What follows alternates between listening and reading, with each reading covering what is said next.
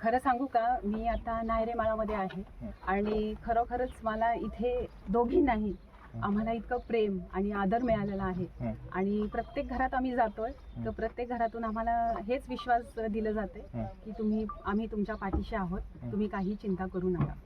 एक विश्वास दिला जातो. त्या कशा पद्धतीने चांडोली बुद्रुक गावचा तुम्हाला प्रतिक्रिया छान. द्या. गावात आल्या आम्ही ग्रामदेवतेचं दर्शन घेतलं आणि त्याच्यानंतर प्रचाराला सुरुवात केली. गावचे सर्व ग्रामस्थ होते, आहेत आमच्या सोबत सगळेजण.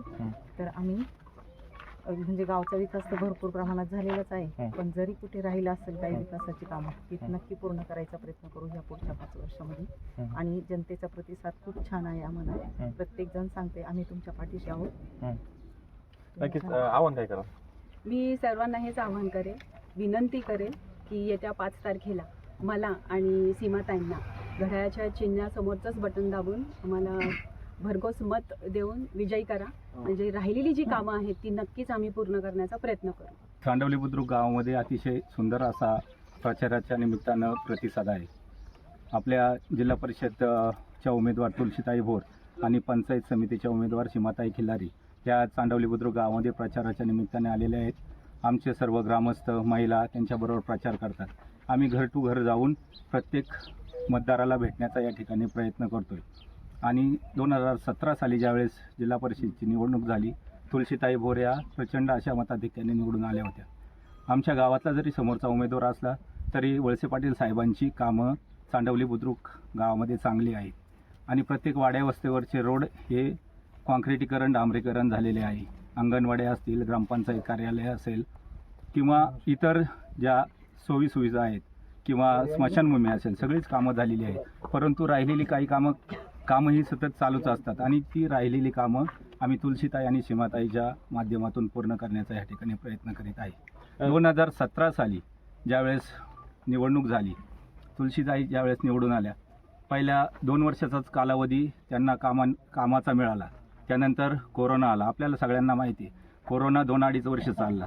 त्या वेळेत सगळाच संपर्क हा कमी झाला होता आणि निधीसुद्धा शासनाने कोविडसाठी तो वापरला. त्याच्यामुळं त्या काळात निधी कमी मिळाला. आणि त्यानंतर आपण पाहत आहे की 22ला निवडणूक होणार होती, पण आता 3 वर्ष ती लांबली गेली. आणि हे असताना समजा तुलसीताई सदस्य त्यावेळेस नव्हत्या. सगळा निधी हा शासनाच्या मार्फत या ठिकाणी वाटप करायचा आणि शासनाच्या मार्फत वाटप होत असताना पालकमंत्री असतील अजितदादा पवार किंवा आपले नामदार दिलीपराव वळसे पाटील असतील, यांनी ज्या ठिकाणी सांगितलं त्या ठिकाणी निधी तो दिला आणि तो साहेबांच्या माध्यमातून निधी आंबेगाव तालुका असेल किंवा चांडवली बुद्रुकमध्ये भरपूर अशा प्रमाणात कामं झाली. आणि म्हणून या कामाच्या विकासाच्या जोरावरच आम्ही सर्व ग्रामस्थ तुलसीताई आणि सीमाताई यांना प्रचंड अशा मताधिक्याने निवडून देणार आहोत. माझं नाव ज्योती मल्हारी थोरात, पुणे जिल्हा उपाध्यक्ष, राष्ट्रवादी काँग्रेस पार्टी. मला सगळीकडे प्रचार करताना असा तुलसीताई भोर ज्या आपल्या जिल्हा परिषद कळम चांडवली गटातून उभ्या आहेत आणि सीमाताई यांचं काम, मी या कामाचा आढावा घेतल्यानंतर खूप छान प्रतिसाद मिळाला आहे.